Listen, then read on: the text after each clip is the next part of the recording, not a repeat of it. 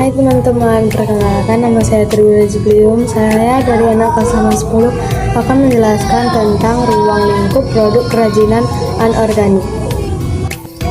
Pengertian lingkungan hidup.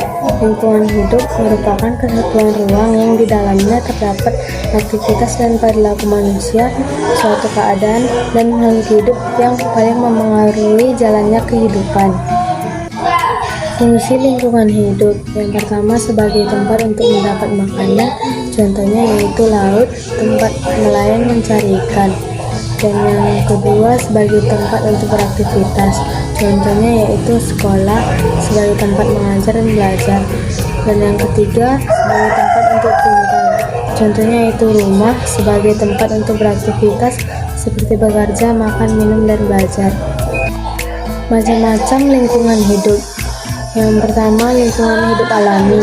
Lingkungan hidup yang terbentuk karena proses alam dan di dalamnya terdapat unsur abiotik, unsur biotik, organisme kecil, serta perpaduan segala kondisi yang bekerja secara dinamis. Dan yang kedua ada lingkungan hidup buatan.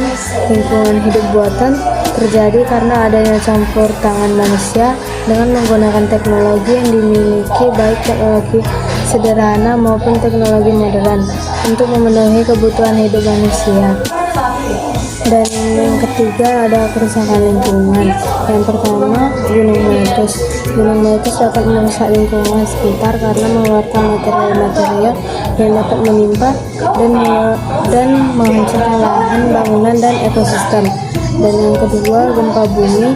Gempa bumi merupakan peristiwa alam yang dapat menyebabkan kerusakan lingkungan seperti kerusakan bangunan dan tanah longsor dan tsunami.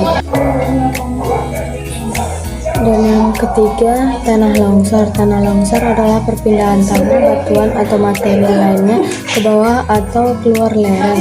Tanah longsor dapat menyebabkan kerusakan lingkungan seperti kerusakan bangunan, lahan, dan infrastruktur. Yang keempat, ada banjir. Banjir adalah bencana alam yang dapat merusak lingkungan karena menyebabkan pencemaran, penyebaran penyakit, dan kematian tumbuhan dan hewan. Dan yang terakhir adalah gerakan peduli lingkungan. Yang pertama, komunitas taktik plastik. Taktik plastik adalah komunitas seniman dari Yogyakarta yang bergerak untuk mengatasi isu sampah plastik. Mereka menggunakan sampah plastik sebagai bahan utama untuk membuat karya seni. Dan yang kedua ada Get Plastic. Get Plastic Foundation adalah organisasi non-profit yang bertujuan untuk mengurangi sampah plastik di Indonesia. Get Plastic menggunakan teknologi pirolisis untuk mengolah sampah plastik menjadi bahan bakar. Sekian dari saya, terima kasih.